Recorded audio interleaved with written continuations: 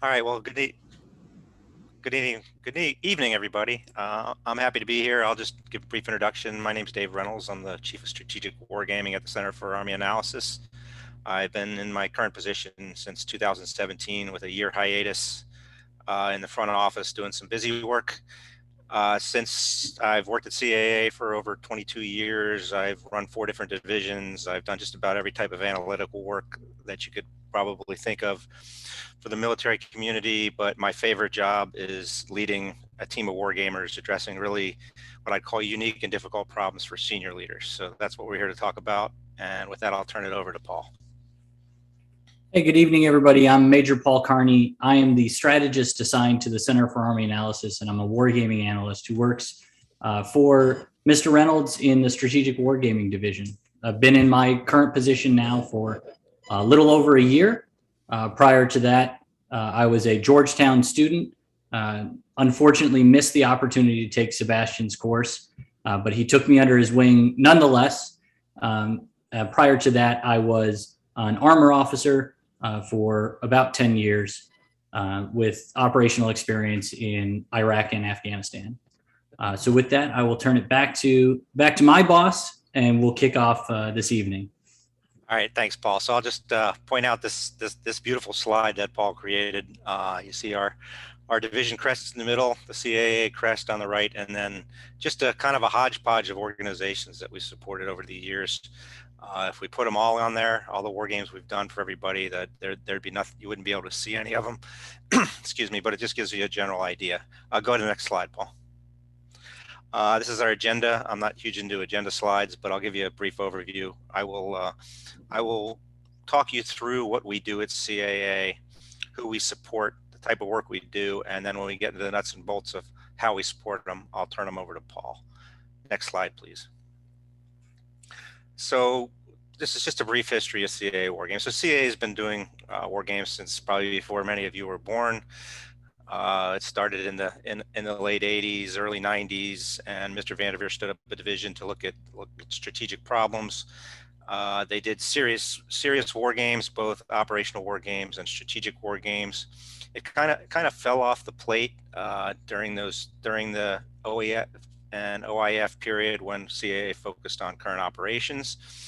But in 2013, DepSecDef work basically rejuvenated, and actually that was later than that, 2015, rejuvenated Department of Wargaming. And that's when CAA decided it would be we need to rejuvenate our own. So that's when Dr. Stoddard, our technical director, and Dr. Crane decided that we're going to stand up 2 divisions. And so we stood up 2 wargaming divisions, a campaign wargaming division and strategic wargaming. I was fortunate enough to be selected to lead the strategic wargaming division, and I've been doing that ever since. As we move along, Sebastian said, just put your questions in the chat. I prefer to address them as they come up. I don't like everybody to hold their questions till the end, and I'm glad to engage on any topics as we move through this presentation. Next, please. This is just the division. This is just the mission of my division. On the left, you see CAA's mission, and it's a very broad. Most of you are familiar with mission statements. If you're not, and you're just getting into the field, it's just a general overview of what the organization does. It's usually a pretty dry definition of what we do, and that is as well as the CAA Wargaming Division's mission on the right. But the Strategic Wargaming Division it's unique among, so CAA is an analytical organization focusing on operations research, heavy math backgrounds. My division is not heavy math or heavy social science, along with a bunch of other disciplines, and we just basically take problems from senior leaders and we try to give them input to making those decisions. So that's basically what we do. And you see some bullets down below, you know, who the decision makers are. When we talk decision makers, mostly we talk about general officers and SESs. However, you know, much of the value comes to talking to staff officers, action officers, because eventually they're going to be informing their bosses. So that's who we work with day to day when we're doing a project. But then we often just and then at the end we present it to a senior leader, unless the senior leader is truly engaged in the entire process, which can be good and bad. Okay, I saw David, I saw your question there. We can save that to the end, as you said there. Any questions on this slide? Okay, go ahead and move on. So this is the division. This is an overview. I wish I had 13 analysts. When we made these slides, I did have 13 analysts. I've a couple of my analysts have moved on to bigger, I won't necessarily better things, because I don't think there's anything better in the world than working as an operations research analyst for the Strategic Wargaming Division at CAA. All have advanced degrees. That is true, and so I just kind of I can never memorize what all my people have, but so we have a PhD in philosophy, a bachelor's in physics, bachelor's in English lit, several master's degrees in international relations from across the board, Fletcher School, Johns Hopkins, American University. It's just a wide range of backgrounds, and that's what I like. So for those of you who are thinking about getting into leadership positions, the key to leadership is hiring people smarter than you and then getting out of their way. So that's what I've done. I've hired a whole bunch of people who have a diverse background, and they approach problems a different way, but at the end we're able to solve those problems for senior leaders. Next.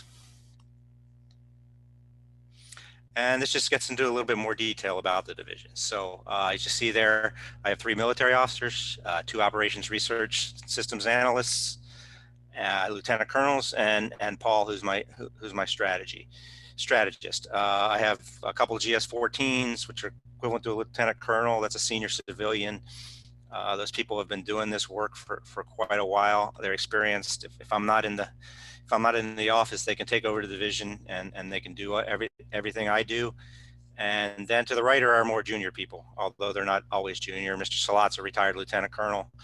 Ms. Collins is a very experienced cartographer. Cartography is essential to wargaming. If you go in with a map or a graphic that, number one, isn't functional, then the game's not going to come off the way you want it to. If it doesn't look good, then people are going to look at you like, what are you doing with this? I mean, it's just, can't you have a little bit of color to it? So there's a fine line there, and I'm not sure I've ever discovered anybody in our line of work better than Ms. Collins. The 3 young analysts on the right are current presidential management fellows. That's a big recruiting area for us. I've been recruiting and engaging with presidential management fellows for the last 15 years. I ran the program for a while. It's just a tremendous source of information. Okay, I see a question there from Travis. Okay, I'll leave that till the end too, since it's adding to a question. But so I'll just reemphasize the diversity of my group and diversity in thought and diversity in all other areas. So I like to bring in, young people. A few years ago, if you would have looked at this chart, you would have seen more PMS. A couple of them, like I said, have gone on to bigger and better things. We have pretty regular turnover, certainly with our military officers, less so with our civilians, although turnover is also a good thing, because we're able to, to get fresh thoughts in, and then the people we've trained and educated and go out and contribute to DoD as a whole. Okay, next please. Now, this is an eye chart. It's a big eye chart, but this basically just lays out from 2015 all of the war games / tabletop exercises that the Center for Army Analysis has supported. And if you look across there, they cover the globe, Indo-Pacific, Middle East, Europe, one in Africa, which unfortunately shows you the priority of that theater. Along the left are our HQDA institutional. When it says out year planning, that's defense planning scenarios that we look at, 10 years down the road, how the joint force will be fighting. And then in the bottom left, hidden there, is North America. So we've recently started ramping up our homeland defense capability.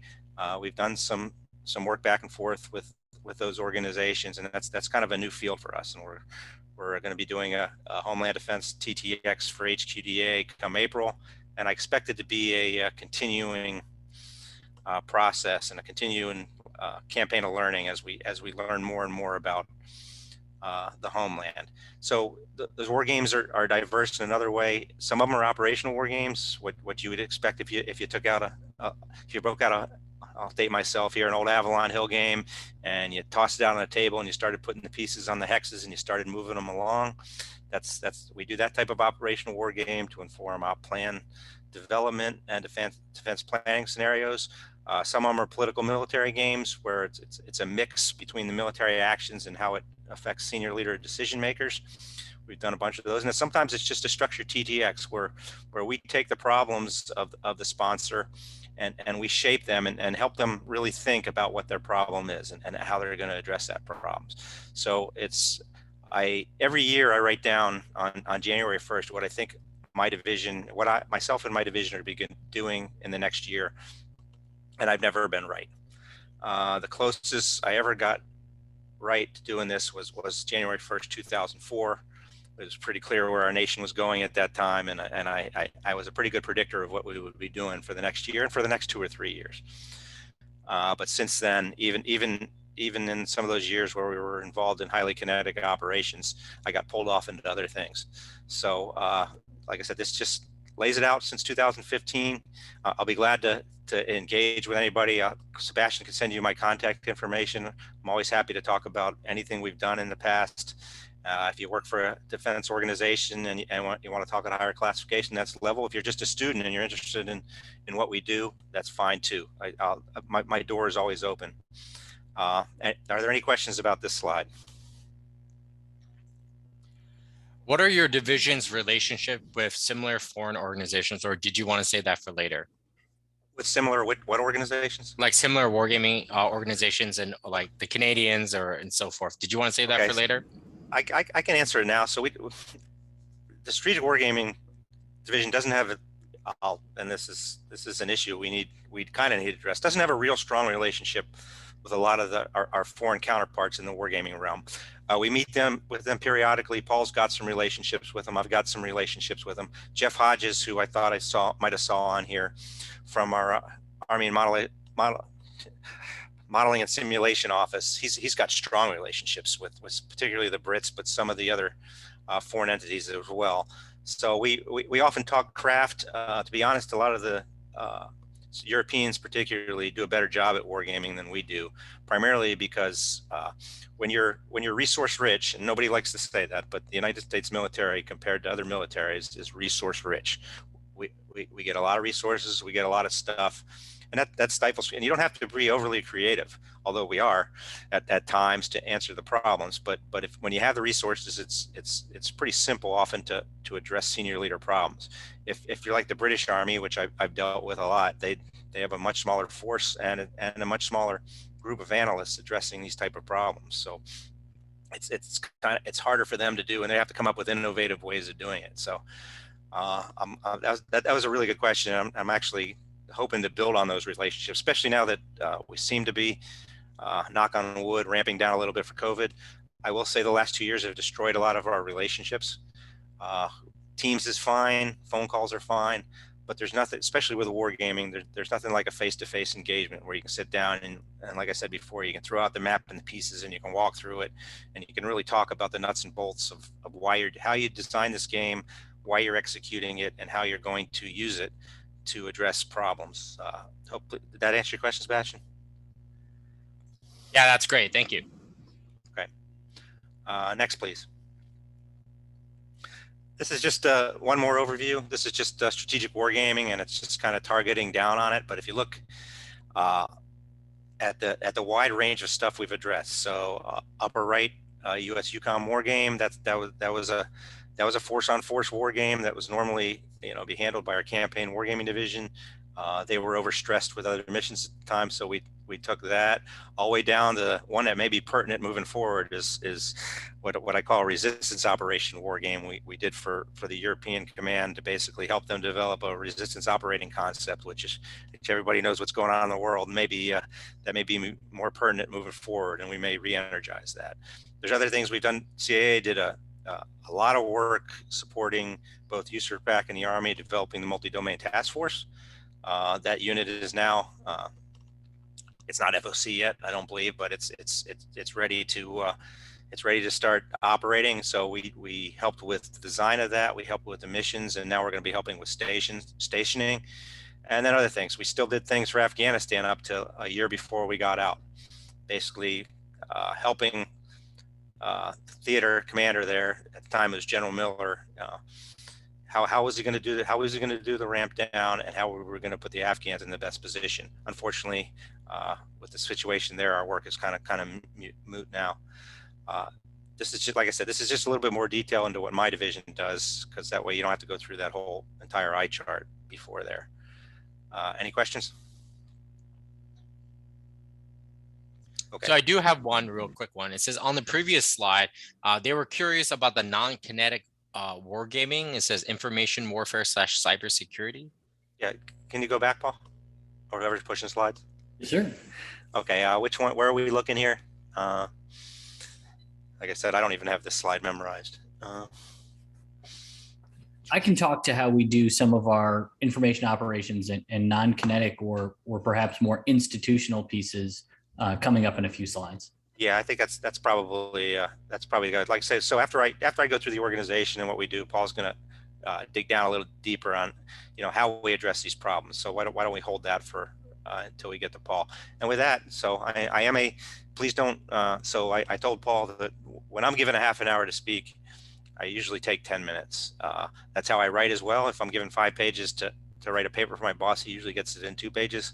Because I'm all about the essential information. I also don't like the sound of my own voice because I don't think I'm a very good speaker. So, but I like engaging back and forth. So when we're done, please fire your questions. And like I said, I'm open to conversation as we move forward. With that, I'll turn it over to Paul. All right, great, thank you, sir. And hopefully we get after a number of your questions that you have. But if not, please do drop them in the chat for Sebastian. And I do just want to add, since we are recording this, that any opinions or ideas that we express throughout this conference or throughout this talk are the opinions of Mr. Reynolds and myself alone. They are not necessarily the opinions of the Center for Army Analysis, the Department of the Army, or the Department of Defense as a whole. So thank you for that, Paul. Yeah, I should have made the disclaimer up front. A JAG officer just jumped into my living room and made sure that I added that in. So while we look at wargaming, if you look at the wargaming that Sebastian teaches at his course, or you think about hobby wargaming, a lot of it is educational and hobby wargaming for fun. There are lessons to be learned there. There are educational objectives and things like that. What we do at the Center for Army Analysis in the Strategic Wargaming Division are mostly analytical wargames. And analytical wargames are looking to bring some illumination to the impact of human decision-making within a given context, within a conflict scenario. So what we are really looking at is not so much the things that you would look at on a hex map in an Avalon Hill game or a traditional operational war game. We're looking at peeling the onion one layer further back and thinking about the decision making processes and the interactions of different forces that may not necessarily be able to be depicted on a map. And the way we do that is we end up getting into a lot of more qualitative modeling and iteration, and less of the quantitative modeling that you may see other places. So often we get an Army Service Component Command, a Geographic Combatant Command, perhaps the Headquarters Department of the Army comes to us and says, hey, Center for Army Analysis, we need a war game. And we'll say, great, that's exactly what we do. We'd love to make a war game for you. What sort of problem do you really have that you want to answer with a war game? And they'll say, oh, well, we have a problem with sustainment in Europe, for this example. Okay, that's great. That sustainment, that's a wicked problem. A lot of different inputs, a lot of different connective tissue between the different aspects of that, a lot of human decision making that goes into to optimize a system like that. So tell us more about that problem, and we'll iterate with a sponsor over and over again at what it is that they're really trying to explore, so we can nug down to something that is a discrete, identifiable problem that has something that we can measure or examine against it, either quantitatively or qualitatively. We can prioritize what we can look at based upon the amount of time that we have to look at it, the access to subject matter experts that we have to examine these types of problems, and we'll begin a process of framing the problem with a sponsor, and that'll typically happen at the action officer level, at your major lieutenant colonel staff officer level, as they try to, with our help, define the problems they've got that they've got to answer for their senior leaders. And the things that analytical war games, particularly at the strategic level, are good for is examining the risks and the options and the trade space that a senior decision maker, on a theater army commander, a geographic combatant commander, or institutionally folks like the Army's deputy chief of staff for operations, the G357, would have to solve the wicked problems that his office faces, that his command faces. So as we do that, we have different types of war games that we'll employ. Some problems are well scoped and have a lot of measurable space in them. They have a lot of quantifiable aspects that we can measure and model. They have some high fidelity, and we can apply a lot of analytic rigor to them. But if you remember, what we're examining for analytical war games are human aspects. We're talking about difficulties that we have getting inside the mind of a commander who's often hampered by information asymmetry and the fog and friction of war. So we have to employ other methods when we don't have that level of fidelity. Some of the other methods that we use beyond a full rules-based adjudication war game, where we have a solid rule set for how different units and different functions can maneuver, interact with others, and set up. We may scale that back and allow for a little bit more lower level of rigidity in our adjudication methods. We'll do things like matrix gaming or tabletop exercises, where we can pull in the subject matter expertise from across many different functions and technical areas, where we can bring that all to bear and replicate those types of different activities without having the granular data that we would need for something like a full rules-based adjudication. And then there are some problems that are so poorly defined that it's difficult to understand the effects of actions, that it's difficult to even determine what the right measurement space is for a particular activity, that we've got to pull back even further and just provide value to our sponsors for these different war games by building something like a seminar design, where we can get those difficulties and the gaps in understanding brought to the fore, so that different folks can bring their expertise and socialize ideas across different commands. So on this slide, you kind of see the spectrum of different war games that we can provide as a strategic wargaming division. What makes us different than our sister division at the Center for Army Analysis or other wargaming centers is that the Center for Army Analysis Strategic Wargaming Division doesn't have a set default model. If you had a problem, perhaps you were a theater commander and you were looking at a particular theater level operation and you wanted to know, the best way to employ your maneuver forces.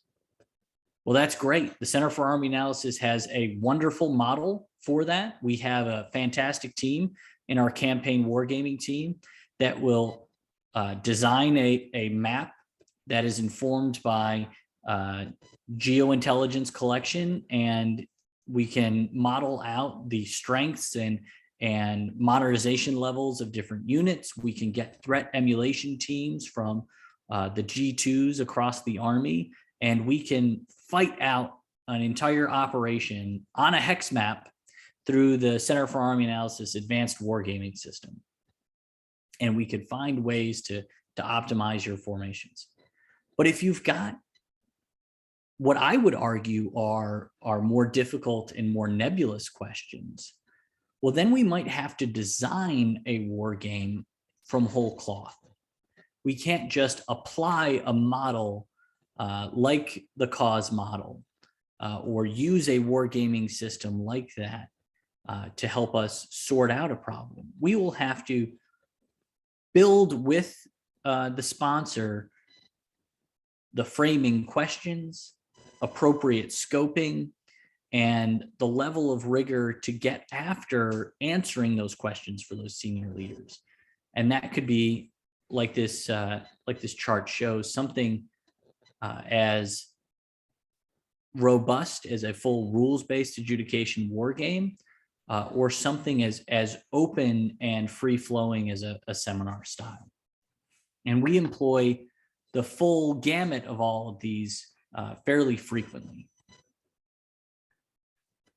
As you can see, we've got some of the more robust and rigorous wargaming methodologies and models that the Center for Army Analysis uses on top. And then in the green call out box are some more of those ones that we focus on within the Strategic Wargaming Division.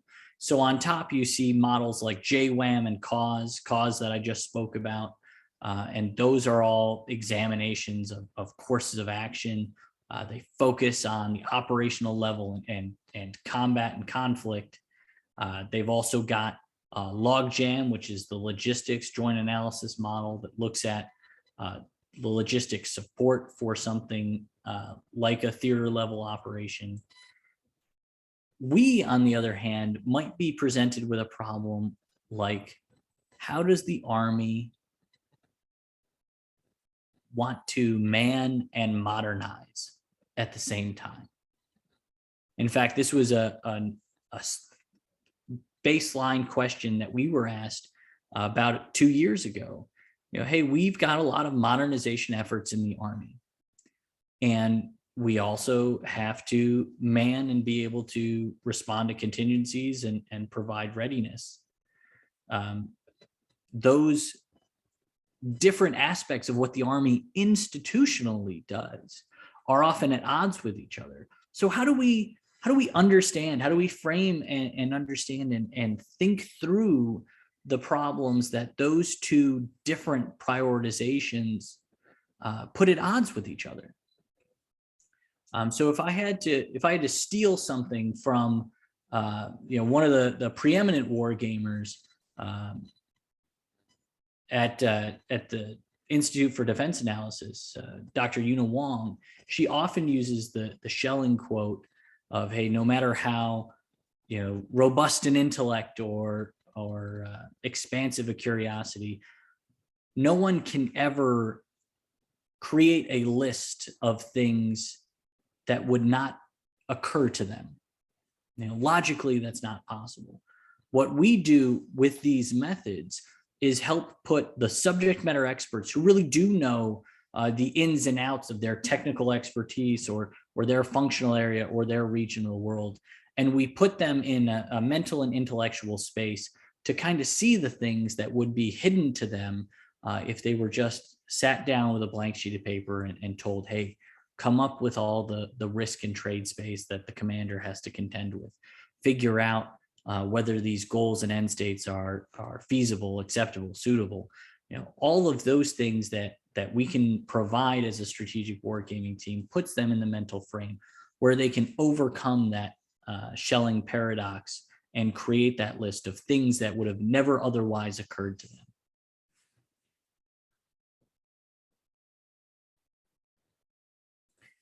So before we open up for questions and discussion, just a rehash. We've got so much. We've got a long history of wargaming at CAA, even before they established deliberate divisions for campaign and strategic wargaming. But it allows us to build on the analytic expertise of all of the other divisions at CAA and all the other centers throughout the Army who do some aspect of wargaming. And it allows us to frame problems for senior leaders and decision makers in our Army and across the Joint Force so they can think clearly about questions and they can make decisions based on those questions. I'd like to emphasize a point that my boss made, and that's that wargaming is not about math, or it's certainly not just about math. And if it were, there would be a creek somewhere that I would be up with no paddle. So I am glad that it's not about the math, and instead it's about the complexity of systems, the human decision making, the ambiguity of situations, and that messiness and that entangled web of the Princess Bride paradox of he thinks I think, he thinks that I think that he thinks, and therefore this is what I ought to do. And what we do in strategic wargaming is make all of those implicit things explicit, and that gives us a way to examine them, to verify them, to put our senior leaders in the right space to make the best decisions that they can make for our Army and our nation. So with that, I'm going to turn back over for any questions, and we can open up for any discussion you have about how we do wargaming, or perhaps how you could break into the field of wargaming. And over to Sebastian. Hey, thank you, Paul. So we have a couple questions, and I encourage everyone to put more questions in the chat, and I'll keep track of them.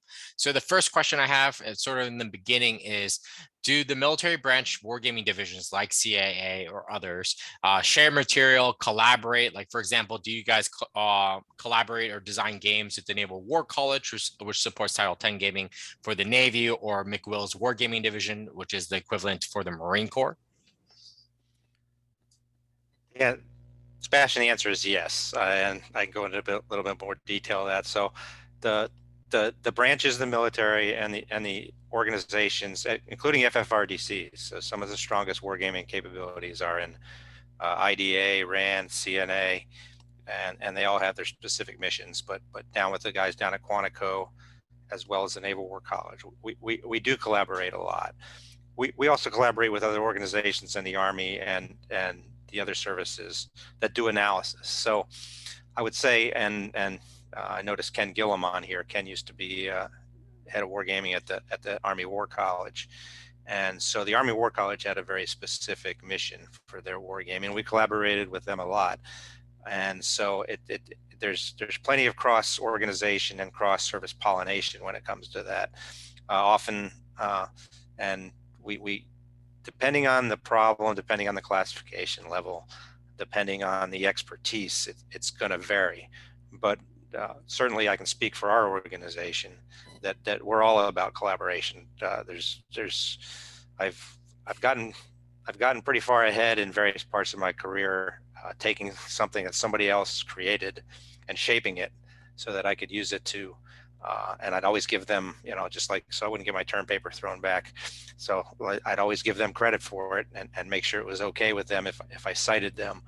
But there are original ideas, but there are very few clearly original ideas in wargaming as in any other field right now, because it's been thought about so often.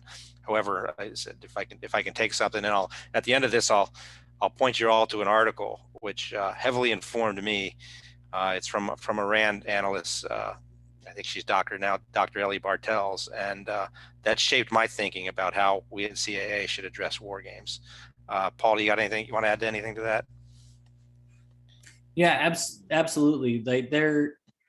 We are always, and it's a particular particular function that the Strategic Wargaming Division does well at, but we are always looking for collaboration. So, like we said earlier, a lot of the times our war games have to be designed from whole cloth, and that's not necessarily fully true. We try to borrow and collaborate where we can. So I know I've been down to the Krulak Center at Marine Corps University more than a few times to collaborate with the Marine Corps wargamers there, Army War College and the Strategic Wargaming Department that they have. Not only are they a collaborative partner that we bounce ideas off of, but they are often sometimes shouldering the load when we are fully tapped out and can support Army Service Component Commands and Geographic Combatant Commands with war games that they'll design in support of different commands. Because like Dave said, there were 13 of us, and because they have been so successful, they have moved on to even higher level jobs that perhaps pay better, but are certainly not as fun. So we can only do so much, and we know that the Army War College and the Marine Corps Wargaming Center and the Krulak Center for their educational wargaming does an awful lot to support, and we leverage that and build off of some of their games and try to, at the very least, do a robust literature review of the things and the other war games that have been done prior to whatever war game we're running, so that we're not tilling over the same ground over and over again, unless there's a unique reason to do that. So yeah, a lot of collaboration is the only way to keep moving the plow forward. That's great. Thank you. And I will point out one thing. When Dave was ranking the FFRDC's wargaming shops, he was not ranking them by order, because if he was, CNA would be at the top. And that's a totally unbiased opinion by me, who works at CNA. So one of the things that we want to circle back to is, can you expand more on your non-kinetic wargaming? There's lots of questions about that, but can you broadly sort of discuss some of the games that you can on this unclassified line about information warfare, cybersecurity, and so forth? How do you guys approach non-kinetic wargaming? I'll start off briefly. So first, very carefully. So that's and on this in this group. So I'll just discuss. We have issues. Number one, the military is, as much as we've shifted in the last 10 or 15 years, is all about kinetics. It's all about moving big pieces of equipment. It's all about putting them in position to apply force to compel our enemies. I mean, that's bottom line. That's what we do. But at the same time, there are a wide swath of issues that we can address. Specifically, I won't get into too much detail. I can talk offline with some people, and maybe Paul can talk about it. We look at games where we're currently looking at a game where we're trying to help a specific combatant command look at warnings and indicators. How will we know that the adversary is doing something and when they're going to be able to do it? So it's a squishy problem, but it also comes down, it's very technical, but at the same time, it comes down to the human element, because you can gather all the information you want, But if the decision maker isn't willing to pull the trigger on a decision because he or she doesn't have the right level of information, then you have to find a way to provide them the right level of information so they can answer that question. Paul, you got anything to add to that? Over. Yeah, absolutely. So the Strategic Wargaming Division really shines when we're looking at these sort of nebulous questions that it's impossible to go, flip open a book and find the right answer, or find the right research report from Rand or wherever else and pull an answer that is universally acceptable. So like Dave said, we've had a lot of wargaming that we might call competition wargaming, things that aren't necessarily conflict that you can't put on that hex map, but we've got to figure out what are the interactions between the important aspects. What are the bigger implications of small actions? So one unclassified war game that we ran that only became classified because we had some injects of additional information was specifically focused on competition and the interaction between political influence, diplomatic influence, economic influence, and military influence as the U.S. takes on other actors with global reach. And so the strategic competition, a crisis game that we designed in-house at CAA looked to the interaction between diplomatic influence and how that affects access basing and overflight, how that affects willingness to join in causes, how that affects allied reliability, and a number of other aspects that are kind of central to that whole information sphere. And then we also have other problems that things like cyber and information operations, IO, and military deception and everything else kind of play in. And what we've been very successful with at CAA is understanding that no one in our 13, now 10-person crew is the expert. And instead we have to leverage a pool of experts in order to get many different points of view and angles at a problem. So you saw earlier the Homeland Defense TTX that we're currently designing for the Secretary of the Army. And one of the things that we've been charged to look at are things like the effects of cyber and information operations. Well, the opinion of a used to be reconnaissance officer, reasonably good paratrooper, are not particularly valuable to a discussion like that.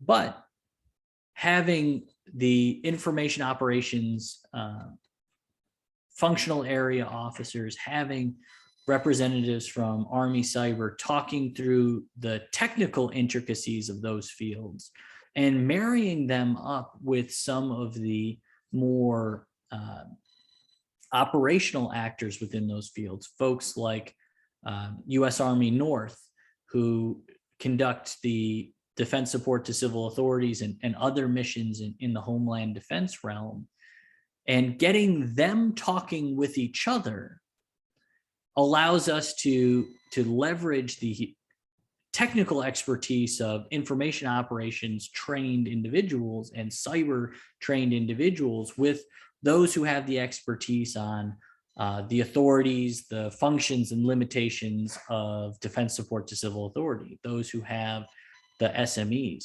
So a lot of what we do is putting the right experts together and putting them in the right narrative frame to think through these difficult problems and see the complexity and interactions between them. And then we sort of step back a little bit just to facilitate that discussion and focus on capturing the insights that are passed between. So we may not be able to build a full rules-based, adjudicated system, that we could take commercial and sell, Littoral Commander Information Operations Edition. But we can get the right problem framing and the right important aspects of each of those different types of operations and how they interact with others in front of a key leader like a combatant commander or a theater army commander, so that they can make informed decisions about the future of our force. Yeah, and Paul made a very important point there about having the right people in the room. So having a perfect design and a perfect structure for your game is important, while having a good one. You never get to a perfect one, but it's irrelevant if you're going to play a information game or a competition game, and all you got is field grade military officers of the rank of major and lieutenant colonel on there, or civilian GS-14s, because while they may think they're geniuses, and they may be at various aspects, they don't understand the dynamics of international politics, nor the viewpoints of the State Department, USAID, other organizations across the U.S. government, Department of Homeland Defense for the Homeland Defense work we're doing. So it's important to get experts in that, but then engaging with them so they understand the mechanics of the game and they understand the problem that you're trying to address. And when you get that perfect storm of a well thought out design with the right people and the right time to think about it, it can be very rewarding. It can be a very rewarding effort. Yeah, that's great. So the next question is something close and dear to my heart. Is it would be great if units, I'm assuming Army units, could get a kit with a lot of this information outlined and provided for them, and so they can implement it at the unit level of planning and activity. Do you have anything like that, or do you have any plans for such a tool in the future? So I'll jump in as an absolutely shameless plug for the Littoral Commander game system. So something I am working on that my boss is finding out about for the first time live on this recorded webinar is an expansion to the Littoral Commander system for the multi-domain task force. So since the Littoral Commander system is an educational war game and it allows folks to do some exploratory and experiential learning on what the littoral regiment in the Marine Corps is capable of, and their strengths and limitations and whatnot. I have taken on an aspect of the that gaming system to build it out a little bit for the Army's multi-domain task force and some regular conventional Army units. With that, Dave keeps me very busy, so it may not be forthcoming in the next month or two, but I expect it out in the spring, and we are going to try to distribute it in the same manner that Sebastian was able to distribute the former Fleet Marine Force game out to units, so that they can do that experiential learning on how things stack up in that domain. And I guess I had a question for Gabriel, who asked the question. Could you just briefly tell me what size unit, what type unit you're in? Because unit is a pretty generic term, and then I could probably answer your question a little bit better. So he responded that he's part of a cyber unit that works for more for cyber, and he sort of has a cadre of sort of like avid civilian hobby gamers, and they're looking, I'm assuming, to do more educational gaming in their unit, which is awesome. Gabriel, you should keep doing it. But I guess another question is, like, do you guys have resources like books they can do, other resources beyond just games, whether that be commercial games they can use or other resources they can connect with within the Army? We do. So, I mean, first, at the end of this, if you send me your information, then we can engage in a little bit more deliberate manner. I mean, it's just a matter of trying to, for me, trying to get a feel about what you want. Sebastian mentioned the educational. That's not really our, the key area we work in, although we've got contacts with it, and some of the people on here, Jeff Hodges, who works with us, does a lot of the work on the educational end. So building the Rolodex is important. And so, Gabriel, if you shoot me or Paul a note when we're done, and we'll get back to you, and we'll be able to talk about that. So like I said, kid is not a good word. Paul talked about Littoral Commander. Sebastian's game is a great way for units to address some educational aspects and even maybe some analytical aspects. But we have, if you're looking at addressing a problem for your leadership or even for your staff, we can help you shape that. So we've got some more detailed slides that I didn't want to present here that lay out the questions that we ask a potential sponsor, and you can ask them to yourself. What are you trying to get at? Why are you trying to get at it? Where do you stand in your circle of analysis? Where are you going with this? As a war game, or what type of war game is the right way to address what you're trying to get at? Or do you need something more complicated, like a simulation, or even a spreadsheet, just to answer those questions? So I can send you some information on that kind of stuff as well, so you can kind of think out what you want to do with wargaming in your unit. I hope that helped. Over. And if what you're looking for is particularly focused on educational wargaming, he's on the call, but we've muted his mic. But Mr. Jeff Hodges and the Army's Modeling and Simulations Office has a fantastic suite of different simulations and war games.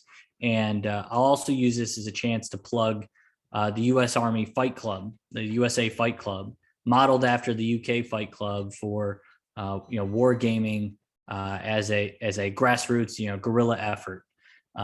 So AMSO, the Army Modeling and Simulations Office, your first point of contact should be your functional area 57 simulations officer in your unit, who will have access and callback for a lot of great resources that may be suited for whatever educational purpose you have.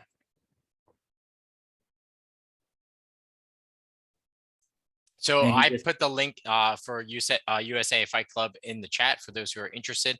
Feel free to reach out to Jeff Hodges, who is in the chat, and he'll share his contact information. For the next question is, how much work do you do in the area of gray zone and sub-threshold wargaming? What do you see as the principal changes in gray zone wargaming?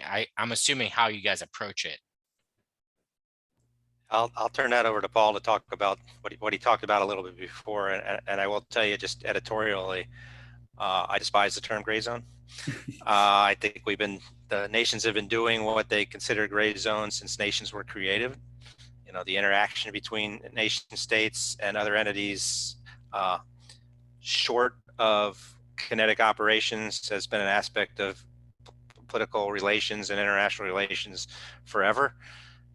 So with that, after that editorial, I'll turn it over to Paul. Over. Yeah, and I'm just gonna have to echo what my boss said, and not just because my evaluation rides on it, but war is to quote a dead Prussian, war is a continuation of politics by other means, and I would be a terrible functional area 59 strategist if I couldn't quote chapter and verse of the Clausewitz On War Bible. But the gray zone operations that we look at, if that's the appropriate way to term them, are all of those things that happen in what could be considered the competition phase or the pull mill environment. And those are a lot of the things that we model out for our war games. So we are not exclusively looking at the pointy end of the spear. We titled this particular talk Off the Hex Map because a lot of what we do is not, in fact, most of what we do is not within the confines of a pitched conflict, but are instead all of those activities where things like posture, and deterrence are really involved. In fact, we ran a war game a few years ago in an unclassified setting, surveying out a lot of civilian academics at FFRDCs, at different universities and think tanks, that was on how U.S. Army ground force posture affects deterrence calculus for adversary nations. And we try to see how those sort of institutional decisions that aren't necessarily, maneuvering one battalion, to the left 2 hexes, or, developing a particular technological capability, affect how our next conflict or crisis may unfold. So those gray zone activities are really the bread and butter of what we do in strategic wargaming, as nations try to maneuver their military power and the other complementary aspects of national power to put themselves in the greatest position of advantage if a fight does break out, if a conflict does spill over, or to have some ability to deter conflict from beginning in the first place.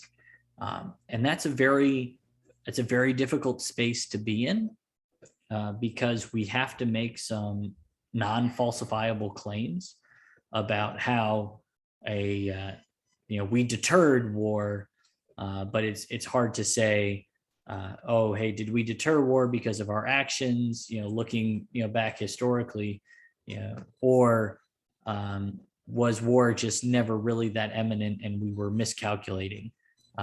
So we put ourselves in that really uncomfortable space and do most of our examination from that kind of continuum of conflict and competition aspect, by the very nature of what we do. And then when it comes to the force on force battle, the campaign of battles, we hand that over to our more than adept team in the campaign wargaming division, and they lay that out for a combatant commander or for the joint staff, so that we can understand those particular aspects. Yeah, and I wanted to apologize to the person who asked that question, because it was a really good question, and you should actually feel proud of yourself, because I gave you the same comeback that I recently gave a 3-star Army general, and he gave me the icy stare of death after I said that. But that's how I feel, and so in an open forum like this, you'll hear exactly how I feel. But those problems that you're addressing are hard, and that's why I think we have a very good team and process to address those questions. So please keep, and if you work in that area and you want to engage, please engage with us, because we're always open to new ideas and new collaboration. So thanks again for bringing that up. Great. So the next question is, doesn't Paul Mill games, or what short for political and military games, fall under the spectrum of seminar, matrix, or even Crispiel games, which is the word for German word for war game, as opposed to a game type of its own right? I believe this is in reference to one of your slides when it was a sort of category of its own. Could you guys sort of explain how that sits in your spectrum of war games? Can you push back to the slide, just so we can, Paul, that this person's probably referring to? I guess maybe it's that one. And could you repeat the question, Sebastian? So I guess the core of the question is sort of, where does Paul Mill gaming sort of fit in your spectrum of, is it more of a seminar style game, or is it somewhere in between of a matrix game? And sort of like this slide right here is sort of a category of its own. It's not well, the top 3 are techniques we use, and the bottom 4 are or top 3 are tools we use. The bottom 4 are techniques, and the terminology is not maybe as precise as other than like matrix games. So I personally view strategic political games as an element on their own that you can use any type of process or tool that's designed for it to address those problems. So it can be more on the military side. We've done those where we've looked at examining courses of action and how those courses of action would influence the decision making of potential adversaries or allies in the theater. While it's military with the military actions, it's focused on the political. And then we've done games that, like Paul mentioned, the posture game that looked at how Army posture affected decision making. That's more on the political side. So it's not as precise as it should be, and the definition is a good one. But I so when I'm talking to sponsors, and language is important and terms are important, but especially with the wargaming, it's very easy to cross the line between. I mean, every game is played on a tabletop if it's not played on a computer, but that doesn't make it, what we're listing there as a tabletop war game. So I'll let Paul follow along with whatever I said. Over. Yeah, no, I'd have to agree with Dave. We kind of carve out a niche for Paul Mill gaming. Because sometimes what we tend to focus on, particularly for our seminar games, we scope things down to the decision maker that we work for. So while we're addressing the kind of risk options and trade space, it's scoped to that particular commander, who is almost always an Army or Joint Force commander. And he hasn't the capability, or he hasn't the authorities to make a lot of political decisions. So he has to operate within the purview that he has. So when we deliberately look at kind of the nexus between political decision making and the human aspects of that type of decision making and military decision making, we set it as a category of its own. Because we are making the conscious paradigm shift for considering in a lot of those military political interactions. So one example of us doing that, which was a fairly rules-based, adjudicated, kind of robust and rigorous version of a Paul Mill game, was the Strategic Competition to Crisis game, where we looked at the impacts of the different aspects of national power that we, within our construct, you see the acronym there, DIME-FIL. You're looking at the diplomatic, informational, military, economic, financial, institutional, legal, sort of different aspects of how a nation can wield power holistically, and seeing how that affects how we are able to implement military power, or what our decision-making space is within the military decision space. And we section that off as an aspect unto itself, because other games are more focused and scoped for our particular customers. But in a lot of other aspects, many of these terms, are an Olympic rings looking Venn diagram, where there's a lot of overlap between different techniques and a lot of overlap between different ways that you can go about answering the same kind of set of questions. That's great. So the next question is, DARPA will ask a lot about AI and machine learning, game theory, and other computational techniques. Not that CAA represents DARPA, but could you speak to those that can seek more simulation than game? Question mark. I think the question fundamentally asks is, I'm a twisted to my own devices, is how does, do you guys use game theory, computational techniques, or AI or machine learning in any of your games? Or if so, what other resources can they follow up on? Okay, game theory, yes. Computational techniques, certainly, depending on what the type of game we do. The cause games we do, that system is heavily quantitative. It's based on firepower values we get from Army organizations, and it's based on testing. Other organizations use, stuff like that as well. And so we are just now examining the roles of machine learning and AI in quote wargaming and simulation. And we're doing a lot of that work with the Army components, Army corps. They're interested in that across the board. Commanders are looking for more efficient and effective ways to analyze their courses of action. And if you can, rather than getting, a bunch of soldiers around a table and going through a repetitive, often tedious process, which I will say has a lot of value because there's a lot of learning in doing that tedious process. And the value isn't more than just in playing the game. It's in all the planning and all the analysis that goes into that game. But they still want it faster and better. So we actually have a project open to look at that for some of the commands, and we're moving forward. But we're not anywhere near that. A lot of the oh, did somebody? Hello. I think I might have got lost for a minute. My screen went blank. I'll get my train of thought back. So a lot of the higher level stuff is being done by organizations at either higher classifications levels, or really contractors are the leaders in this. It's not the military, because they have the time and they and they see a dollar sign moving forward, which they should.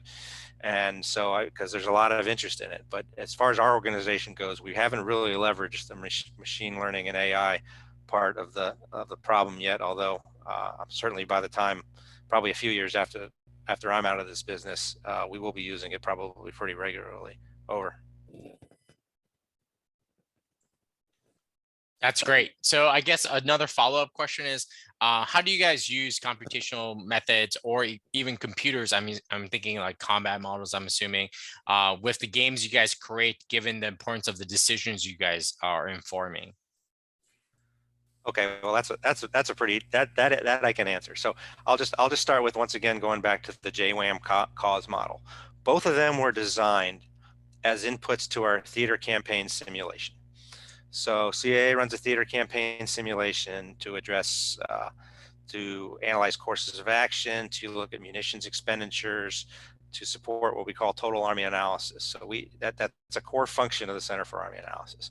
But that is a computer model, and we were in the past, we ran into a problem where we had computer modelers running our computer model with no context on how to fight the war. So now, before we do a simulation for any customer, we do a campaign war game beforehand, and we run through the entire military decision-making process so that all the players and all the participants understand the problem and understand what we're trying to address. And then we war game it out, and we run various cases, and then that is used to inform the courses of action and the maneuver in the theater campaign model, which can then run multiple runs over and over again, multiple iterations. You can switch out a brigade here, a division here. You can add 2 wings of F-15s, F-22s, and see how that's going to influence the battle.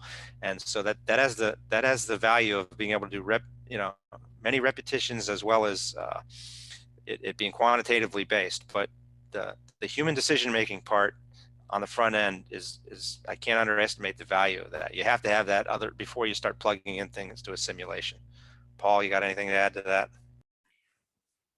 The one thing I wanted to add on the question about DARPA and AI and machine learning is a shameless plug for a colleague of mine.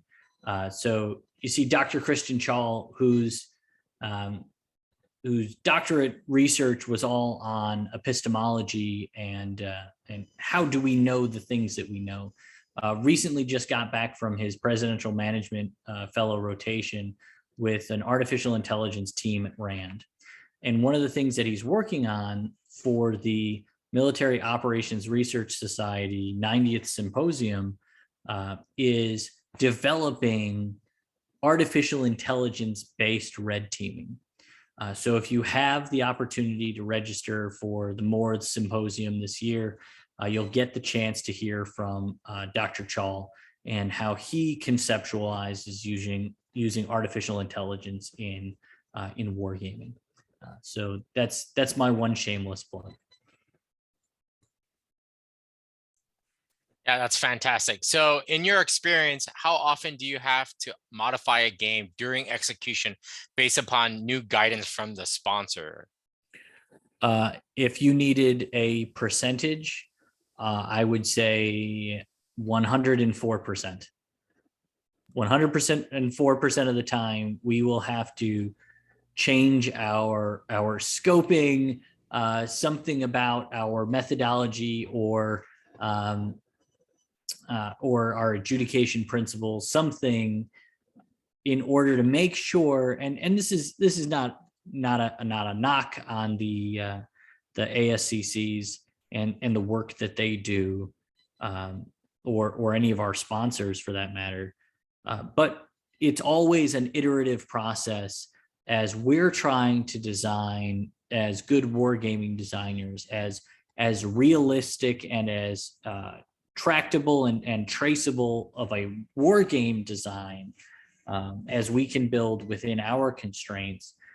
They are there to focus us on making sure that we are bracketed in to the decision space that their senior leader cares about and needs to address within their authorities. It does me no good. It does us no good to develop a war game for the headquarters department of the Army 357 that hinges upon decision making that is resident only at a geographic combatant command. And so there's often that pull and tug for figuring out what the right scoping is, what the right questions to ask are. And that's why we've kind of developed over time this very deliberative process with sponsors, where we may sometimes seem like a broken record to them, where we're asking them the same sort of questions to make sure we're getting closer and closer to being fully on target with what they need. And they are fully understanding of what capabilities that we provide through wargaming, which is not a full complement of every answer that they could ever possibly have.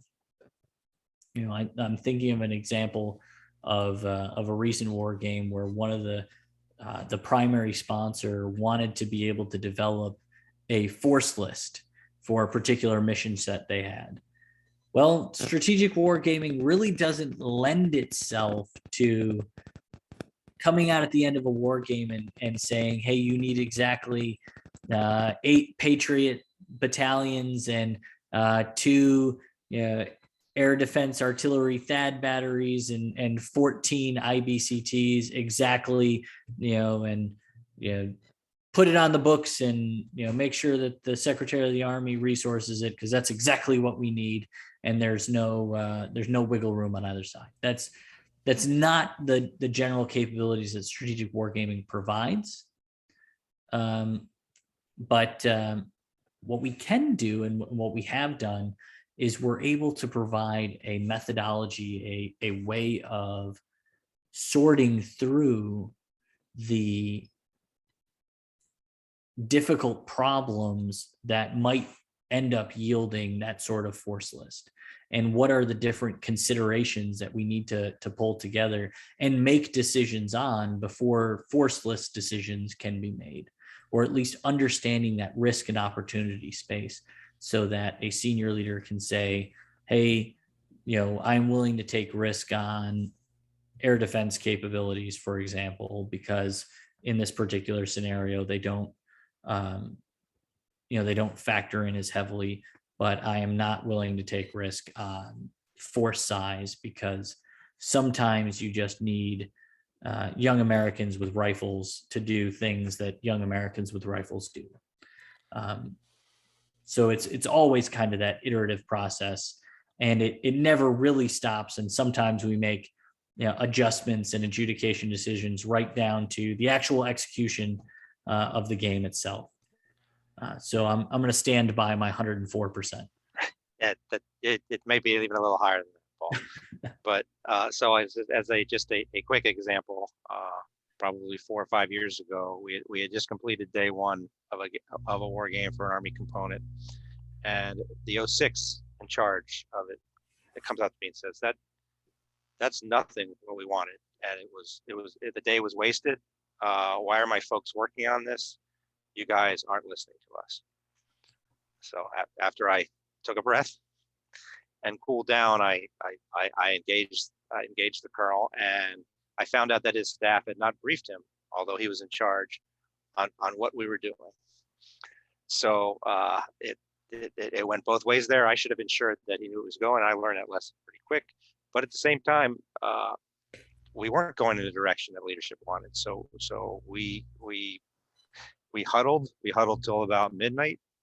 We readjusted our process, and then we briefed it to him the next morning, and he said, that's exactly what I want. That's what I'm trying to drive at. And we executed that way on the forward. It was a big shock to the participants because they were suddenly thrown into the game they weren't expecting, which is a good thing sometimes, because you can practice so much and you can know the problem so much that there's no human decision making, and war game is all about human decision making. So if you have a bunch of mechanics and they're just trying to fix the problem and using a war game to do that, it loses the value of the war game. But if you throw a wrench in there and they have to reroute the hydraulics and to get the fluid where it needs to get going, then you can probably, then there's tremendous value in that. Over. That's great. So how are lessons from CAA war games spread to other people within the Army who do not participate in the game? There are various ways. The primary way is just contacting myself or any of the other war gamers at CAA, and we'll get what information is releasable, and we'll provide it to you based on sponsor requirements. And if it's just talking about game design or the mechanics, we'll freely release it. A lot of stuff is limited to .mil and .gov when we post it, so that if you're not if you're outside of that, then you can't just go in and search for it. But a lot of it will show up on your standard searches on the web, and then you can just, like I said, call me, call Paul, and we'll make it happen. Or if you just got questions about it, we can have a conversation. So it's limited, but like I said, we can get that information out there, and we try to do an AAR every time we execute a game. We don't always formally document that. We should. We have it on file, but we can always talk to you about what we did right and what we did wrong. Over.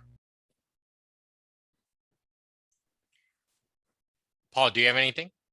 Yeah, I'll add that there's no. Unfortunately, we don't maintain a site like RAND does, where they have all of their releasable reports on their different war games and other analytical products and reports that they put together. It's something that we're working to establish for the joint community within our capabilities. But like Dave said, we are within our capabilities and within our classification limits, more than happy to share with other wargaming elements, joint partners, our international partners within our capability, and more than willing, of course, in this sort of forum, at forums like Connections or the Military Operations Research Society, the MORE symposiums, more than willing to share what expertise we have and different experiences that we've had with the wider wargaming community, and we're always accessible that way. So please do feel free to reach out and contact us. The next question asks, do you validate any of your war game models, and I'm assuming both intellectual models and assumptions and computer models, by applying them to past historical conflicts or scenarios? Well, we absolutely VV&A our combat models. So war games, I wouldn't use the word, I hesitate to use the word validation when it comes to Wargame, although our cause model has been validated against historic cases. However, the scores we use and the data we get is continually changing, and the way we fight is, to be perfectly honest, it's continually changing. That it's hard to use historic cases for it. However, so that's on the one end. So that's not the wargaming end. We do validate or address the assumptions in every effort we do. There's not a wargame that doesn't have multiple assumptions, because you just can't do it without assuming certain things away. And then if the sponsor wants, we test those assumptions.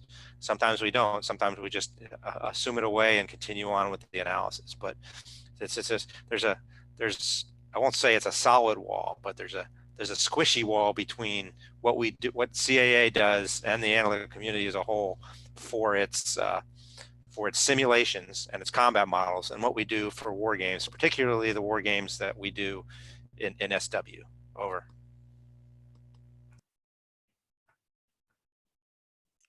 So I guess another question is there a library or a repository of resources in which Army, I'm assuming units or other personnel, can pull to review what you have available for consideration, either for public or DoD consumption? There's not. So that's there's been attempts to make it that the Joint Communities has tried to do that on the secret network, and even they, I'll use the word failed. People didn't put in the right information. People didn't keep up with it. When there wasn't a funding source to keep it going, it kind of fell to the side. So it's mostly word of mouth. There's some SharePoint, internal SharePoint, and there's internal communications between analytic organizations, but there's not one, not even a place where you can go to look at titles. I mean, a central place where you can see what are the titles and the subjects of all the war games run by the Army analytic community that I'm aware of that's available. If somebody is, please let me know. Paul. I would say that if I were looking, and when I have to look to build literature reviews or some level of meta-analysis or synthesis analysis of previous wargaming work, the first folks that I tie into are the senior Army analytic community, because they do have a working relationship across the Army's different analytical bodies for war games that are either being run by FFRDCs that report through the Army system, like the Rands Arroyo Center, TRAC, who works for Army Futures Command, and then other aspects of Army Futures Command, including FCC and Training and Doctrine Command, and different folks that all feed into a larger Army analytic community. They have a monthly meeting that is at least informative on the different aspects of what wargaming work is currently being worked on or has recently completed. So if I were out at a unit and I wanted to be able to tap into that, I would look to which of the analytic organizations is responsive or responsible for your type of unit, whether that's through ForceCom or TRADOC and the TRAC Center, and see if you can't get a hold of whoever is the action officer that sits in that Army analytic community. And failing that, you all now have my contact information and Mr. Reynolds' contact information, and we can be your conduit plug to get you to the right people to be able to ask the right questions. Because at the end of the day, as much as my job is to design and analyze war games, and as much as Dave's job is to coordinate and manage the strategic wargaming team, we're all on board for making the Army better at wargaming, understanding wargaming, and applying the insights and lessons from wargaming to make our Army and our joint force better. So certainly reach out if you need that contact. So I will also double down that just having organizational relationships between either your unit or someone else, even after you leave a unit or a command or organization, is incredibly important. Just from my own experience, that's my 2 cents. The other question is, how does someone get a job doing the cool things you guys do at CAA? All right. So, well, there's a couple ways. First way, I was going to advertise this. I'm trying to bring it up now. I can't put it on the screen, but we currently have 3 positions posted for those who are in this position in their careers. We have 3 positions opening for summer student trainees. So this is a low level position, but you'll come in and you'll work in the Strategic Wargaming Division for a couple months with some really good people. You make a lot of good contacts. You'll get a security clearance, and you'll probably come out from it thinking, boy, I really want to work for Dave. He's a great guy. Well, more likely you'll think, boy, we really address some interesting problems, and I'd like to keep working on that. And so as you progress in your career, other than that, we post jobs regularly.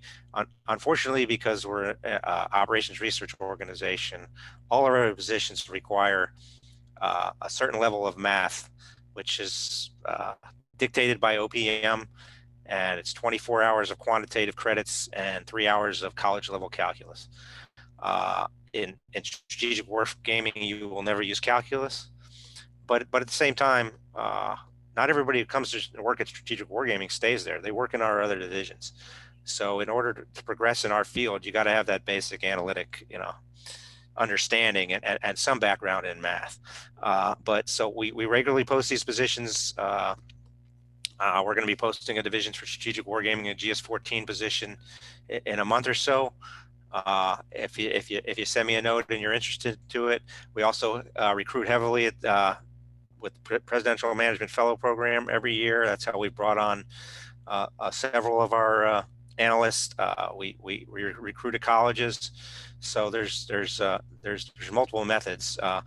Primarily, the best method is just to make sure that you have my contact information and Paul's, and then start a dialogue about what you want to do. If you want to have a cup of coffee someday, or just talk virtually about what you want to do, you may want to get in this career field and work at a different organization. I'm trying to grow the field. I'm trying to grow a core group of wargamers / analysts who can contribute. It's kind of what I want to do before I retire. So please let me know what your interests are, and then I'll do my best to help you. And then I'll see if Paul's got any additional thoughts on that. Over. Yeah, I think just looking across the different folks that we have in the Strategic Wargaming Division and across CAA, if you're interested in wargaming and you're currently an undergraduate or graduate student, if you follow me on Twitter, another shameless plug, you will see the USA jobs postings for our summer hires. And reach out to me as well if you're interested in those positions. They are GS rated positions. It gets your foot in the door in the GS system. It gets a security clearance on record, which opens up a lot of doors within the government system, both to be able to get you on later full-time at CAA or in other organizations that rely on the GS system, the general schedule hiring system. Of the other members at CAA and the Strategic Wargaming Division, I know one of my colleagues is a former summer hire intern who decided after his summer, he finished up undergraduate, came to CAA, and it's been 13, 14 years since, and he's now a GS14 at CAA. He has gone on deployments through CAA to get out in the field and to answer questions, at the point of impact. He has been a forward strategic partner within the Pentagon, and he started all of that with a summer program at CAA. many of our other colleagues, particularly in what I would call the the softer, squishier side of CAA, in the wargaming departments and the aspects of CAA that work on more qualitative issues, a big hiring pipeline has been the Presidential Management Fellows. So Dr. Jones, who you saw on a previous slide, who is one of our senior fellows, Dr. Chall, who we mentioned is working on some artificial intelligence, red teaming, Miss Katie Chafin and Arthur Ackerman were both Presidential Management Fellows who took jobs here, and they've gone on internal and external rotation for their time to kind of experience the different divisions with CAA. But we have a product that sells itself. So once you've experienced strategic wargaming, that's the division you're going to want to stay in. So we fully anticipate that at the end of their Presidential Management Fellow rotations, they're going to be hired on as full-time employees at the GS 13 or 14 level. Outside of the PMF fellowship, there are, as Dave explained, there are different sporadic hiring opportunities. So provided you meet the minimum requirements to be considered an ORSA, and I do mean the very bare minimum requirements, as long as you have 3 semester hours of calculus, and it could be at the community college of whoever will accept my tuition money. That's perfectly acceptable, because we're looking to hire the right people with the right skills and the right mentality and the mental agility to help us tackle these difficult problems. If the Strategic Wargaming Division required an overwhelming capability in mathematics and quantitative reasoning, I'd have been fired by now. It's been more than long enough for Dave to figure out that that's neither in my wheelhouse or even in the realm of possibilities for me. And we're working on 16 months now, and I haven't been fired. So that's good news for anybody.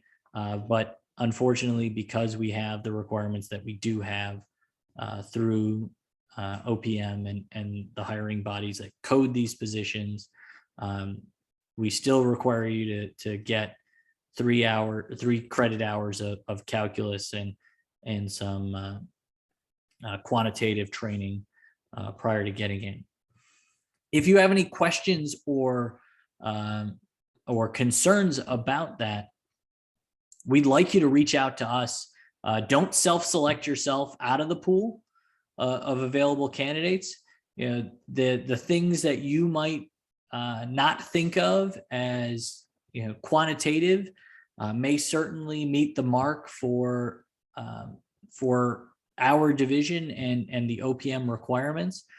So we'd rather you ask us a question and we go over your resume and background so that we can help you get to the qualification that you need to, rather than have you look at the qualifications and self-select yourself out of the pool.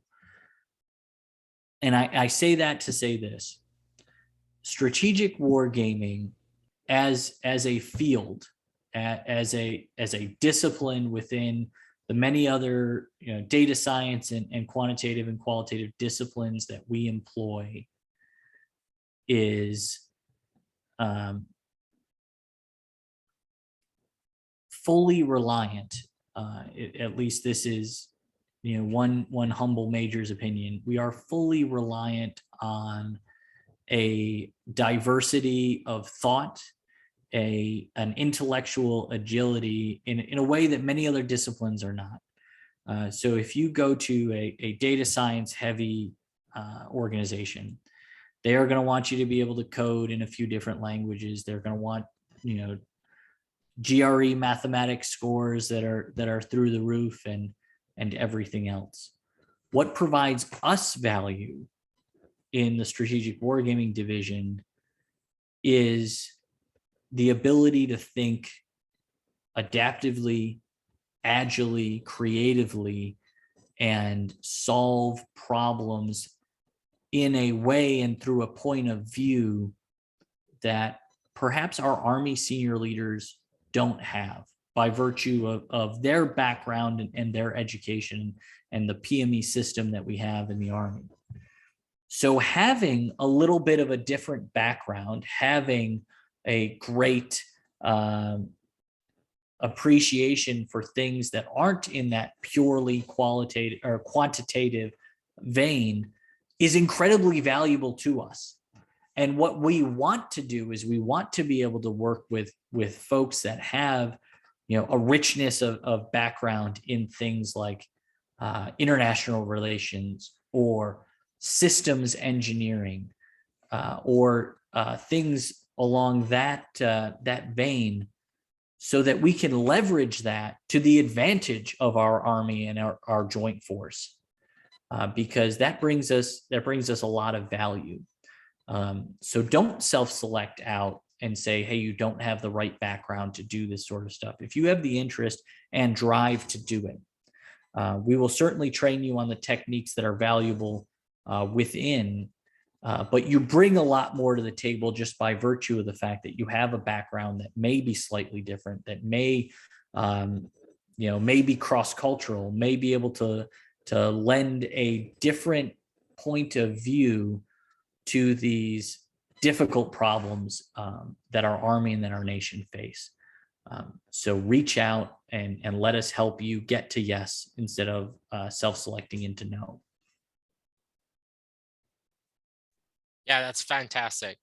So I guess another question that I wanted to ask is, how does the U.S. military coordinate logistics of getting everyone sort of together in terms of necessary senior leaders and subject matter experts for a war game, especially in person, given like the difficulty of COVID restrictions and so forth? Well, that's a really good question. It's been challenging the last 2 years. So to be honest with you, every event we've done in the last 2 years has been different, and it's kind of cynical to think about it, but the higher level the decision maker, the more likely they are to waive requirements. So, but we still have very strict requirements about how many people. We still have requirements about how many people we can have a room. Everybody's masked during all our events. We test beforehand, so we take all the precautions. And we've also developed virtual techniques that we didn't have before this. So if anything good came out of this, is that we're now able to do some virtual things that we weren't able to do before, which adds value, because often you can get people together. So even pre-COVID, there was always the funding issue. People didn't want to send their best people 3,000 miles away for a week, which would include 2 days of travel on the front end, 2 days of travel on the back end, and have them away from the office. However, as I stated before, face-to-face on a map, discussing or around a table is the way to do it. It's the best way for us to address our sponsors' problems and to develop a quality product. So I'm hoping so we've had 2 or 3 month periods, when Omicron hit, and before that when Delta hit, where we had to step back. We're hoping to ramp up again as things seem to be smoothing out a little bit, knock on wood. But I mean, it's just and then as far as getting the right people, well, we've got a pretty good, so we'll often have people who want to come, so they can, because it's their subject area. They're not always the best people. Sometimes they are. They just may want to get away from the office. They may want to not do their day job. But most of the time, we know, and the organizations know who the subject matter experts are in the various fields. And every game we try to do, assuming we can, based on sponsor requirements, we prefer it to be fully joint and fully coalition multinational and fully interagency. Now, that's That's not saying that they all are, because some problems we can't. There are clearances that interagency can't go to. There are problem sets that they have no role. A strictly military problem. We don't need somebody from certain elements of the interagency for that. But for the most part, we want to bring in as many different viewpoints as we can, subject to the size. And also, once again, I'll make a comment about size. There's a sweet spot for every war game.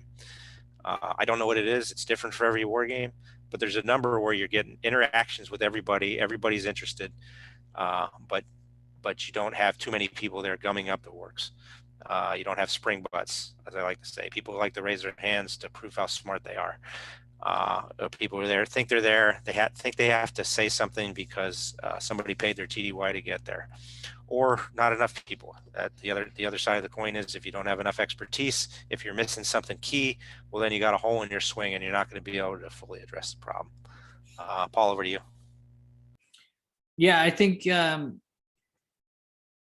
certainly in the last 2 years or so, it's been difficult in making sure that we have the right expertise in the room, because we have a lot of artificial restrictions and constraints on that. In order to get around that, we do try to leverage a lot of video teleconference capabilities and virtual capabilities to kind of augment that. So a lot of times we'll have folks or different commands and organizations who are interested in a war game and might find value in the insights and information that's shared in a war game, but may not necessarily have a direct and kind of active role in a particular mechanic or system. And so we have the capabilities, and other locations that we use to host war games have the capabilities of piping them in through a video teleconference system, so that they can observe and watch and glean a lot of the lessons from the war games.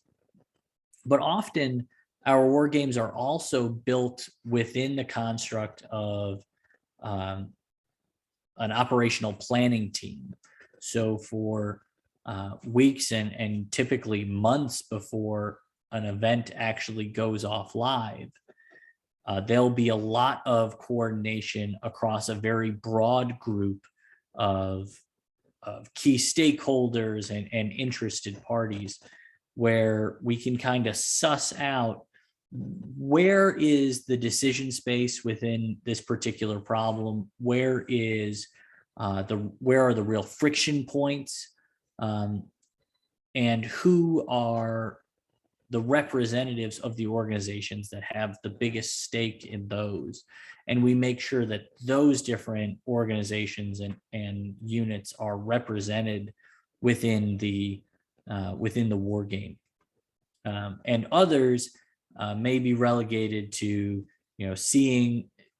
observing through video teleconference, or they may be relegated to being part of that OPT team that afterwards gets distributed the report with the insights and the summary of the war game itself.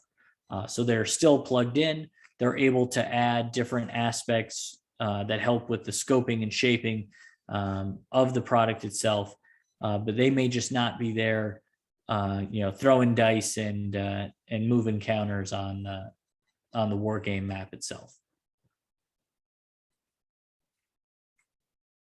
So this is a question I wanted to ask of both of you. Given your experience designing games for a myriad of sponsors, also on topics, as demonstrated by this graphic right now, what is a lesson you learned designing games that you would like to share with other designers, or whether they're experienced or veteran ones? Well, it boils down to one. It's simplify, simplify, simplify. So the designer wants to. Designers are by nature creative people, and I'm not. I've designed a few, but I'm not by nature. I'm a practical analyst. I lead a lot of very creative people. But some of you may know, probably my best friend in the business, Dr. Carsten Engelman. and Carson is on the opposite end of the spectrum of creativity than I am, and he's just tremendously good at designing all types of war games. He designed the crisis competition game that Paul described earlier. But at the same time, sometimes he and others try to make things too complicated. I'm glad he's not on this call because he'd fire back at me. But he'll probably watch it later, but that's okay. So, and it's good to a certain point, but in the end, you're going to have to be able to, depending on the amount of time. So you got to shape it the amount of time you're going to have to play test it, the amount of time you're going to be able to get it in front of the sponsors so they can understand it. So when they go into the actual execution event, you don't have to spend a day and a half teaching them the mechanics, because then that's a day and a half of analysis gone. You want to do all of that up front and make sure the design, I mean, number one, as I said before, the design should answer the questions, but it's also got to be intuitively obvious to what you're doing and how it's affecting it. If a person makes a decision and that decision has an effect, then they have to have some understanding of why that effect happened. It doesn't have to be perfect. I mean, your adjudicators are gonna determine the effect and provide that information. But if it's a total black box, and then that person, you're going to lose credibility. So it's kind of a rambling answer, but I'd say that the number one thing is it's simplified the design so that it does everything you needed to do, but at the same time, it's clearly understood by the participants. Over. Paul? I would think the biggest aspect for analytical wargaming and the strategic wargaming process, as we kind of understand it in the way that we do it at CAA, is to come to as complete an understanding of what the problem you're trying to solve is before stepping off down the road of any design methodology or even type of game that you're trying to go down. So we laid out earlier how, the gamut from rigid rules-based adjudication to an open seminar style variety of games that we can run. And it's natural and it's typical for a war game designer, particularly a more novice war game designer like myself, to see the initial question and immediately try to just start designing a game around that. And hey, I want to use different mechanics that I've just learned about or I've seen in this other hobby war game that Dr. Engelman that Mr. Reynolds was just mentioning might have shown me, or that I read about in Perla or Applegate's books, and I'm excited to try these out in different ways. But I may be overcomplicating the problem. I may be directing a mechanic and a war game towards a different, perhaps tangential problem than what is really the core problem that our sponsor needs answered. And there's always an aspect where a lot of sponsors, perhaps, and I don't want to speak for all sponsors, but certainly a problem I've experienced, sponsors may have an answer or a preference that they want to come out at the end of a war game. And they may be bringing in some bias or a preference into the war game itself. And as they're looking to help shape and scope what it becomes, they may be looking to build it in a direction either by scoping out certain aspects of the problem that may be more important, or designing the mechanics of the game with you to emphasize certain things in a way that might be artificial and lead you down a journey of confirmation bias and false learning.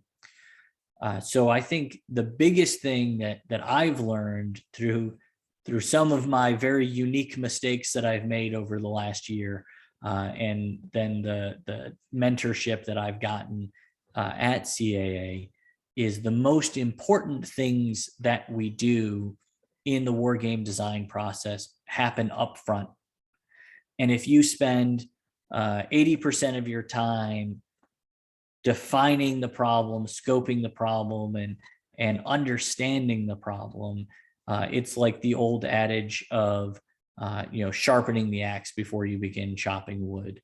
You keep yourself from wasting energy, wasting time, wasting effort, and refining in kind of gross large swatches of your war game, rather than being able to refine small portions and kind of walk your rounds in perfectly on target if you set off down the wrong road too early. So if I were able to cast back a year or so ago and give advice to the brand new war gamer that I was so very recently, it would be work with that sponsor, focus on what the question is, focus on understanding the question completely before launching down the road of design. And in that way, you save yourself not just time and energy and headache, but you come up with a better product at the end because of it. So as we approach the end of our sort of webinar Q&A session, I always reserve the last question for myself because I have the power to.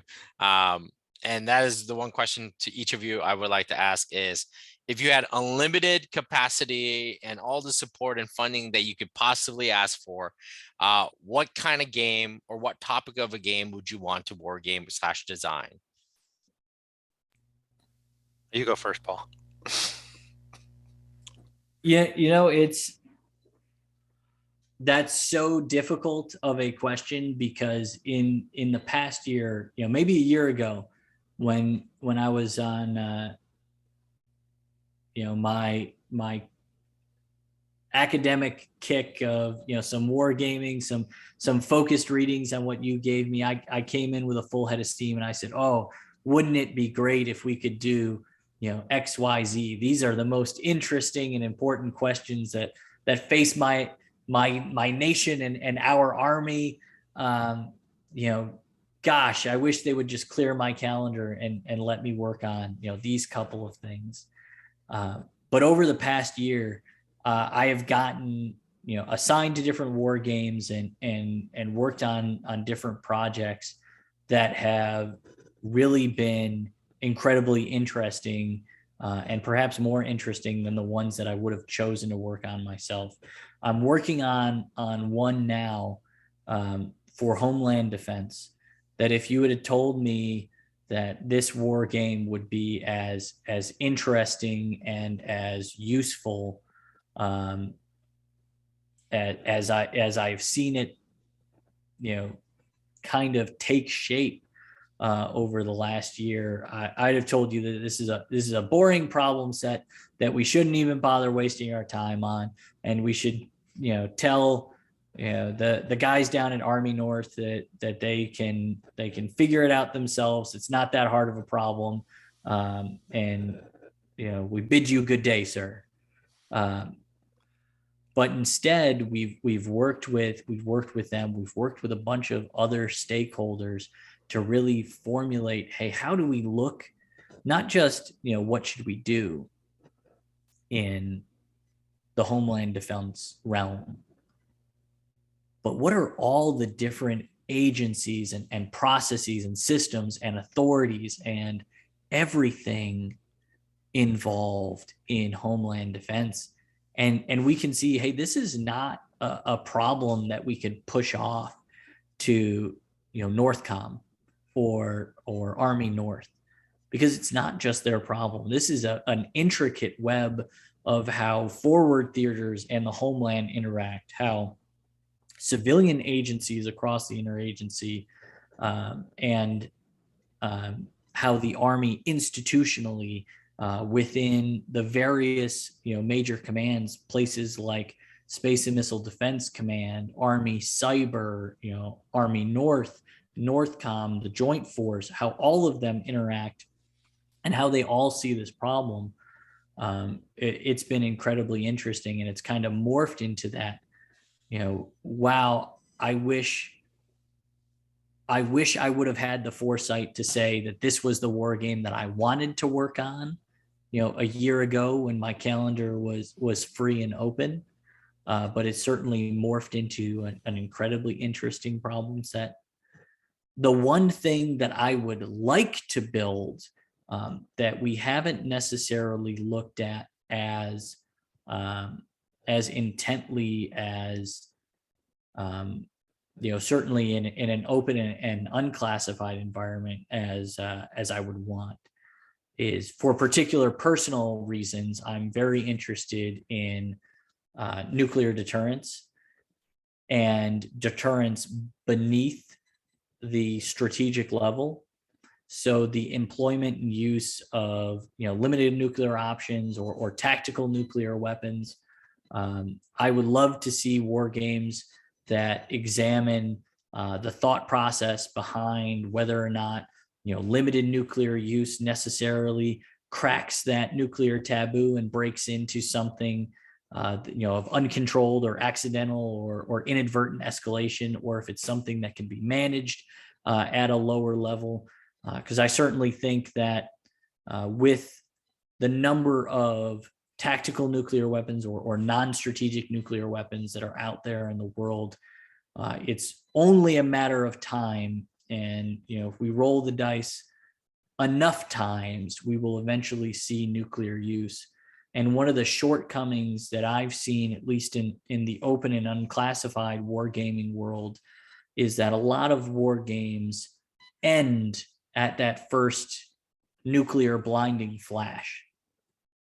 And the truth of the matter is, life goes on, conflicts go on, the world has to continue after that first blinding flash of a nuclear explosion of whatever kilotonnage.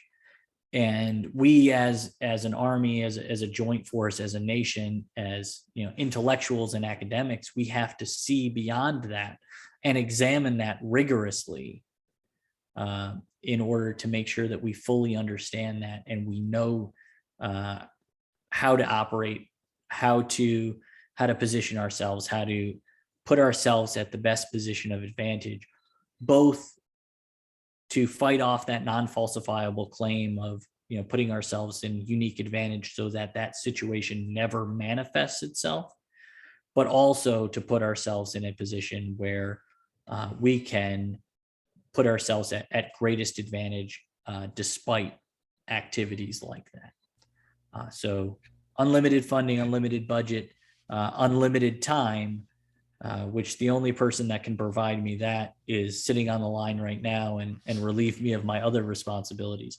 I'd love to take a look at that, but I will tell you the work that I am doing at the Strategic Wargaming Division at CAA has been incredibly fulfilling. And I think that we are doing great work for our Army and our nation beyond what I would have wanted to ask for in my ignorance before I started working. And with that, I'll turn it back over to Dave. Okay, so after that filibuster, I'll it was hard to think about it, and it wouldn't really, I don't know what the resources would be required, but I am extremely fascinated by how the defense establishment and people make major changes. And so I'm not sure how many people are familiar with Jim Locker's book, Victory on the Potomac, but it basically walks through the process of getting Goldwater nickels into law. And that type of change doesn't happen. It hasn't happened since then. And before that, it hadn't really happened since 1947. And the interpersonal dynamics, the influence of the media, the influence of individual congressmen and their constituents, and all of the fact, and nowadays it would be much more complicated with the advent of social media and the information space, that type of interaction between human beings and institutions to drive to a first you'd have to define what you want to change, but that's you could get there, but how you design a game where you could do multiple replications of how you would change the institution of the Department of Defense to meet the needs of the nation in the future would be something that I could probably write a dissertation on it if I had the time and patience, but I don't. So I hope that answers your question, Sebastian. No, those are all great questions. And honestly, I was surprised that Paul didn't say an airborne game. I'm slightly disappointed, not going to lie, a little bit on the inside. Airborne operations are not a game, Sebastian. We don't do airborne operations anymore. Oh, Dave said it, and you know what I mean. I know you can't say anything now. Anyway, I would like to thank our captivated audience for sticking around for 2 hours with us as we went through this. CAA is a great partner and pillar of the wargaming community, and Dave and Paul are some of the best. So thank you again, Dave and Paul, for your generosity and your expertise and your time spending time with the Georgetown Wargaming Society this evening, and I appreciate it. And thank you again. You're quite welcome, Sebastian, and thank you for everything you do for our craft and for interactions between everybody in the wargaming field, including students. So the future of our craft is in these sessions. They're in the schools.